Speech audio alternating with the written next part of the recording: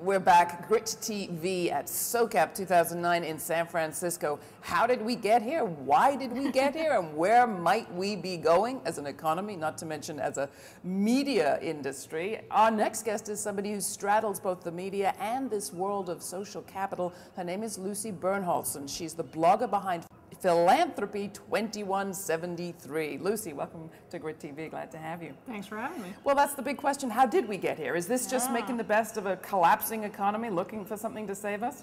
No, we're at a great moment. This is when the ideas turn to action. So some of these ideas, 20 years old, some of them older than that, go all the way back to the beginning of time. But this is technology meets financial services, meets media, meets tech, meets the nonprofit space, meets public service, meets the social good.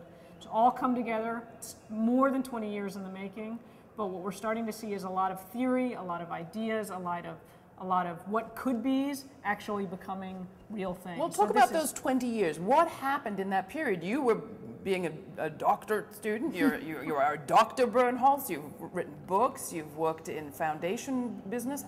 How did you see things change? Well, you start to see a great boom in capital development and a great simultaneous rise in social challenges. There should be some way the capital can be deployed to solve those problems. And so the way things have been going, there's constant quest for innovation. People are always looking for the next best thing. The technology boom changed the way we communicate, changed the way we get information, changed the way we think about borders, and people started to ask themselves hard questions about how we're using these financial resources and started this experimentation. The thinking and the writing, people like myself, Jed Emerson, others we've been talking about this for, like I say, for literally decades. You're starting to see it, people put those ideas into action. Are you redefining what best is?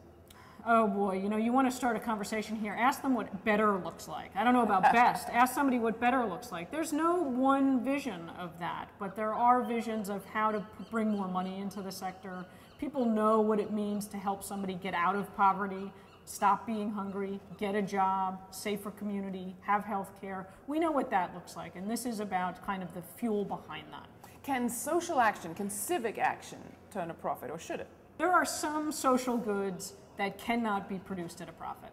Human rights, preventing domestic violence. There's not a profit to be made in those. At the same time, there are some social goods, maybe some educational opportunities, maybe some healthcare opportunities, maybe jobs that can be fueled and sustained by profit-making enterprises. So I think it matters what kind of social good you're talking about. And the important thing here that while this conference is about markets, markets exist in the interstices of where the government says they can. They are regulated. They are shaped by the role of the public sector, and that part of this conversation needs to be brought further to the front in my mind. They can't build these markets outside of that thing, or you have the collapse we're living through now. Because there may be people watching who fear, oh no, it was hard enough to write a grant proposal, now they want my after-school program to turn a profit too? Right. Well, they're going to be looking, the good news about this for every nonprofit out there, for every social organization, is this conversation has facilitated the people with the money recognizing something that the people searching for the money have always known, and that is raising money in this space is virtually impossible. It's not transparent, it's not rational, it's not accountable, and so finally, something that the nonprofits have been saying, not for decades, but for centuries, that our capital system is broken. The people with the money are now saying that. So that might actually lead to something better for everybody. Well, where does this take us? What's next? What's next is some consideration of the entire policy frame in which this works. Again, we talk about, so we've gone from ideas to action. Now we've got action and experimentation all over the place, but the oxygen that drives this ecosystem are the policy frames within which they work. A public definition of what a public good is, a public definition of where profit should be made, a public definition of what kind of accountability we need. That is our responsibility, and that is the context in which this sits, and this group, in my opinion, needs to get into that conversation now, or it's going to get rolled over by that wave 20 years from now. Now, when we say public, what do we mean? Who has access to that?